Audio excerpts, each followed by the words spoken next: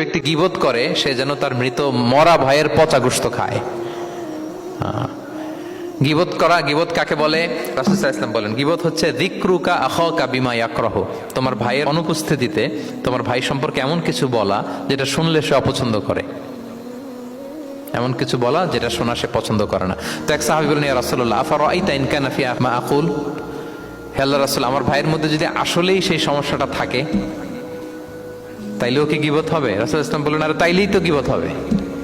ওই দোষ যদি থাকে, ওটা তার অনুপস্থিতি যদি বলে বেড়াও তাইলেই তো গীবত হবে। আর ওই দোষ যদি না থাকে তাহলে তো অপবাদ হবে, এটা তো আরো বড় গুনাহ, ওটা তো বহতান। তাহলে এই গীবা ইংরেজিতে বলে ব্যাক বাইটিং, ইংরেজিতে কি বলে? এই ব্যাক বাইটিং, চগলখড়ি বা পরনিন্দা আরবিতে বলে গীবাত। এই গীবত আমরা করব না। কারো কিছু বলা থাকলে আপনি তাকে সরাসরি নাসিহাত করুন। আর দিন ওয়ান নাসিহা, দিন হচ্ছে উপদেশ দেয়া, শুভ কামনা করা, তার প্রতি শুভ কামনা করে আপনি তাকে বুঝান, সে হয়তো বুঝবে।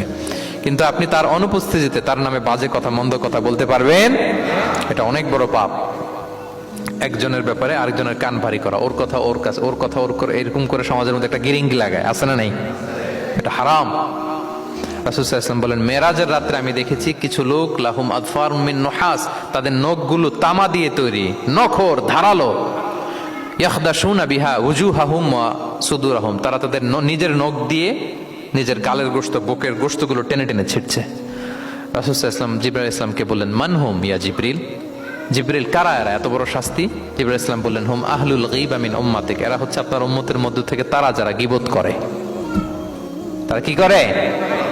তাহলে গীবতের সাথে আমাদের কোনো সম্পর্ক, এটা থেকে আমাদেরকে বেঁচে থাকতে হবে।